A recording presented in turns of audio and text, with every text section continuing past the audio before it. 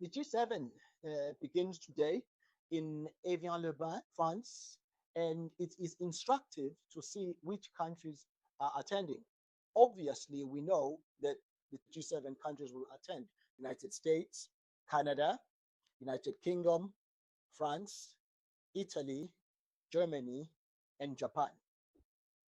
Well, it is instructive to see which countries are invited guests. It's a very curious case, this idea of invited guests. Different names have been given to it before, but it began early in the 2000s when there was this grumbling among the global south and emerging economies. At that time, it was the G8, it included Russia. Russia was being brought in, being taken into confidence by the other powers. That all changed after the annexation of Crimea, and G8 went back to being G7. China used to attend the G7 as well as India, Brazil, and these other emerging economies, Nigeria, sometimes South Africa, sometimes Senegal. So they called this the G7 outreach. So on the last day of the G7, the global south countries would be invited. There'll be nice pictures and things would look very good.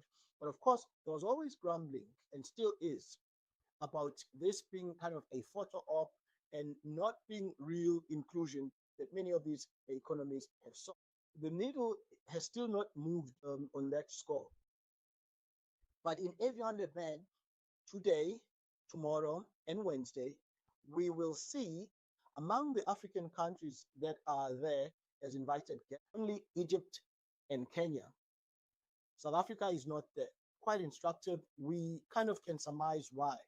Countries, usually one can tell which countries are kind of the horse that the G7 host is betting on as being their contact country on the African continent.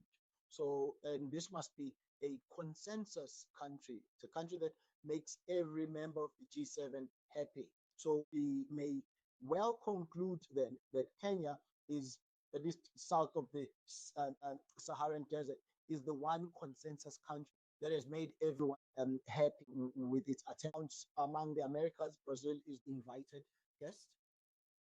In Asia, South Korea is there, as well as India, as one would presume. So the politics are long. They are writ large on, as they always are, on these multilateral. And Kenya then is the chosen one. So, but knowing what countries come out of these summits with, South Africa is not missing that much. It may well argue with good reason.